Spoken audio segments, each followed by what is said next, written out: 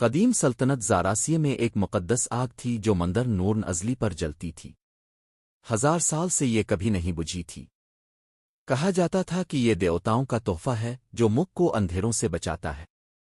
یہ آگ محافظین شعلہ کی نگرانی میں تھی جو نسل در نسل اپنی ذمہ داری نبھاتے رہے۔ ان میں لینا نامی ایک 16 سالہ لڑکی بھی تھی جو عظیم محافظ کی بیٹی تھی، مگر اسے کبھی مقدس شعلے کے قریب جانے کی اجازت نہ ملی تھی۔ لیکن اس کے دل میں ایک خواب تھا۔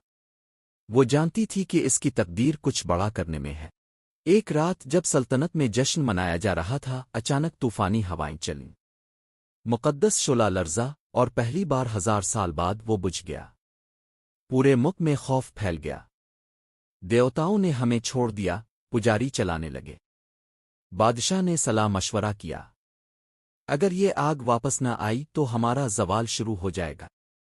قدیم کتابوں میں ایک پیش گوئی لکھی تھی، جب ازلی آگ بجھ جائے گی تو نیا محافظ ابھرے گا، وہی اسے دوبارہ جلا سکے گا جس کے دل میں آگ ہو۔ مگر وہ کون تھا؟ بہترین جنگجو عالم اور پجاری آگ دوبارہ جلانے میں ناکام رہے۔ لینا نے قدم بڑھایا۔ مجھے موقع دیں، اس نے کہا۔ اس کے والد نے تذبذب کا مظاہرہ کیا، لیکن پھر امبرلائٹ کا تعویذ اس کے حوالے کیا، ایک قدیم نشان جو مقدس آگ کا راستہ دکھاتا تھا۔ لینا نے خطرناک سفر شروع کیا۔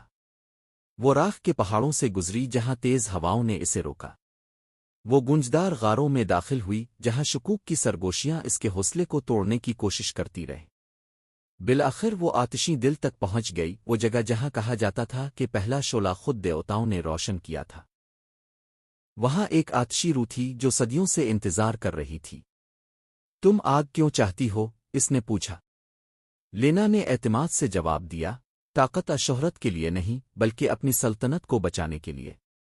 روح نے اس کی ہمت، دانائی اور قربانی کا امتحان لیا۔ اسے بغیر خوف کے آگ پر چلنا تھا، ایک قدیم پہیلی حل کرنی تھی اور ایک مرنے والے پرندے کو اپنی حرارت دے کر بچانا تھا۔ آخرکار روح مسکرائی۔ تم حقدار ہو۔ اس نے اسے ایک چنگاری دی، ابدی شعلے کا بیج۔ لینا بھاگ کر مندر پہنچی۔ ملک تباہی کے دہانے پر تھا، طوفان آ رہے تھے، کھیت سوکھ رہے تھے، دشمن حملہ کرنے کو تیار تھے۔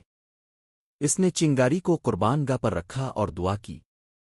اچانک شعلہ پھر سے بھڑک اٹھا، پہلے سے زیادہ روشن۔ لوگ خوشی سے چیخ اٹھے۔ اندھیرا مٹ گیا۔ لینا کو عظیم محافظ کا خطاب دیا گیا، وہ پہلی تھی جس نے مقدس آگ کو دوبارہ جلایا تھا۔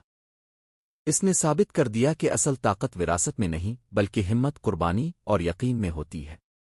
اور یوں وہ آگ جو کبھی نہ بجھی، ہمیشہ کے لیے جلتی رہی، ایک نوجوان لڑکی